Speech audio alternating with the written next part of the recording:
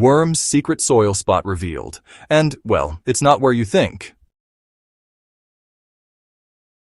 Most gardeners spread compost expecting worms to flock straight to the pile. But what happens when they completely ignore your compost and gather somewhere else in the garden? Many people panic, thinking something is wrong with their compost. The surprising truth is far more interesting, and, learning it can really transform how you build soil, manage organic matter, and design your garden beds. What you're about to discover is one of the quietest but most powerful signs that your soil is trying to tell you something. Worms never choose a spot randomly. They pick a location because the soil conditions there are just perfect for feeding, reproducing, breathing, and surviving. When worms gather in a specific area instead of compost, they are showing you exactly where the healthiest, most biologically active zone in your garden is forming.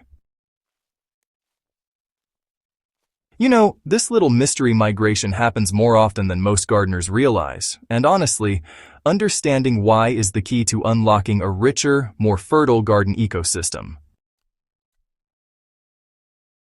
Once you understand the reason behind their choice, well, everything from your mulching strategy to your planting layout suddenly becomes easier.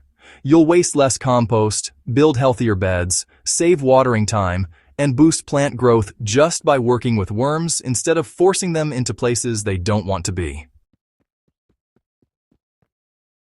Why do worms abandon compost piles? When worms ignore compost, the first assumption is that the compost is too fresh or too hot. And yes, temperature plays a role, but that is only one small piece of the puzzle. Worms are, incredibly sensitive creatures. Their skin acts as both a respiratory organ and a moisture detector. They read the soil in ways we simply cannot. And when they move away from compost toward a specific patch of ground, it's usually because that spot offers better conditions than the compost pile can provide at that moment. One of the most common reasons worms choose another spot is, honestly, moisture balance. Active compost piles, especially those that are still breaking down, often get warm and lose moisture faster. If worms sense even the slightest dryness, they move. On the other hand, the place they gather often has perfect moisture, cool, damp, and breathable. It might be under mulch, in leaf litter, beneath cardboard used for weed suppression, or along the edges of a bed where water naturally collects. Another reason is food accessibility. Compost in early stages is just too coarse and too acidic for worms to feed on comfortably. But, the area where they gather likely contains pre-digested organic material, broken down by fungi first, which worms actually prefer. They will always choose fungal softened material over raw compost.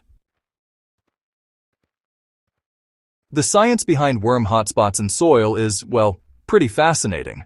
Every gardener, sooner or later, discovers that one spot where worms seem to gather in droves.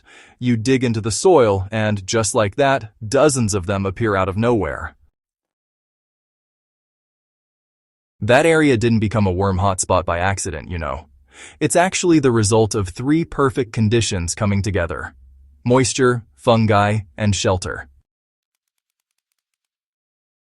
Worms need constant skin moisture to breathe, so places covered with mulch, they trap the humidity that worms absolutely love. If mulch includes shredded leaves, grass clippings, or rotting roots, fungi begin feeding on it. Fungi make the material soft and partially broken down, creating the exact texture worms prefer to eat. Worms cannot feed on dry crumbs or fresh kitchen waste. They want softened, moist organic matter that feels like a sponge. Shelter. It really completes the picture. You see, worms avoid direct sunlight and compacted, exposed soil. The spot they choose often has overhead cover from mulch, cardboard, old plant roots, or even a partially shaded area. This creates stable temperature and humidity, an environment that's safer from predators, and honestly, a perfect incubator for worm cocoons. When you see them clustered somewhere, that's likely a worm nursery zone. One of the biggest secrets gardeners miss is just how much worms love old root channels. When a plant dies and the root begins to decay, fungi move in and colonize it, turning it into, well, an underground worm highway. These channels stay cooler and hold moisture far longer than open soil. They also allow oxygen to flow deeper into the bed. Worms flock to this network because the combination of decay, moisture, and fungal softness is far more nutritious than compost. If worms are gathering under mulch instead of the compost pile, that's a sign the mulch layer is doing exactly what it's supposed to do. Mulch, really does a lot for your soil. It regulates temperature, traps moisture, protects soil organisms, and even encourages fungal growth. But not all mulch works the same way. The most attractive mulch types for worms include shredded leaves, grass clippings mixed with dry materials, aged wood chips, and partially rotted crop residues. These materials, well, they break down slowly and consistently, forming a stable food layer. When mulch becomes damp and fungal, it creates softer organic matter that worms can pull into the soil. If you want to turn your compost into an equally attractive worm zone, you simply need to mimic the conditions mulch provides by controlling temperature and moisture.